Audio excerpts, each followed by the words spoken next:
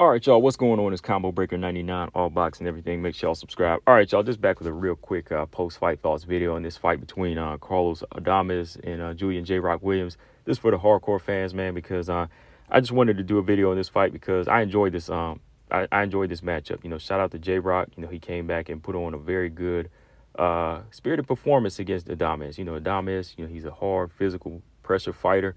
In that southpaw stance, he can get off those combinations. He showcased some brutal body punching that J-Rock was able to withstand. But, J-Rock, he just couldn't weather that storm too much. There was too many moments in this fight where I think, he just tried to block a lot of shots. He tried to absorb a lot of punches.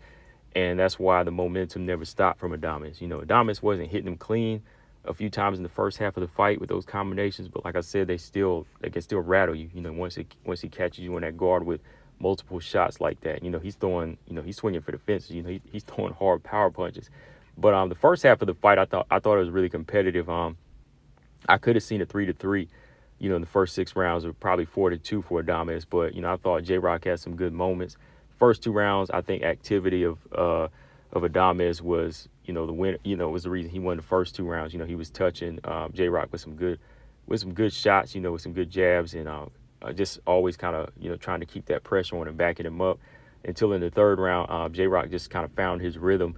And, I think he rattled, Adames with a good left hook. And then he kind of, I want to say he really rocked him, but kind of buzzed him, or just kind of woke him up a little bit with like a good sequence, with a right hand. And, he just showcased some good lateral movement, just picking his shots and outboxing Adames in the 3rd round. But that 4th round, Adames started picking it up. He started fighting behind his jab a little bit more. And, he started landing those hard punches back in J-Rock up. And it was like, must have been like a combination that hurt J-Rock, because he just started like reeling into the ropes. And he was blocking a lot of shots, in that peekaboo stance. But if you looked at his face, he was still like absorbing a lot of punishment there, So it was kind of a dangerous round for him, for absorbing those shots. So when the bell, when the bell rung, I believe, if it would have went on a little bit longer, he probably could have got stopped in that 4th round, because Adames was really like, just teeing off on him and hitting him with some hard shots.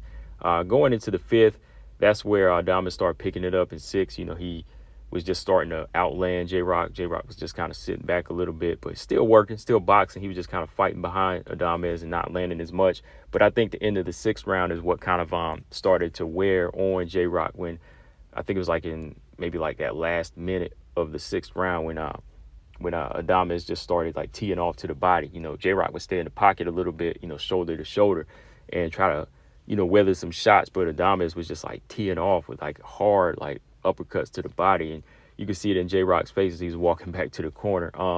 7, 8, 9, like in the second half, I say Adames started taking a few of those rounds. Well, 7 and 8, he started taking a few of those rounds, but like in 9, that's where he started to get into that groove and just start kind of breaking him down. But when it got to that stoppage, I thought it was a little premature. I ain't gonna lie. Like, I thought Adames was starting to come back and start putting more pressure and hurt J-Rock. But that moment, whenever the ref, stepped in and waved it off, I don't know if a towel was thrown in. I don't think a towel was thrown in. I thought something got thrown in there, but even the trainer was mad, so I don't think he threw anything in there. But I just saw that look on J-Rock's face, like he was still in the fight. Like, he took some hard shots, but he wasn't like, his eyes weren't like glazed over, So I thought the ref, he kind of picked a bad time to step in and wave the fight off, because I thought, J-Rock, he was still in it.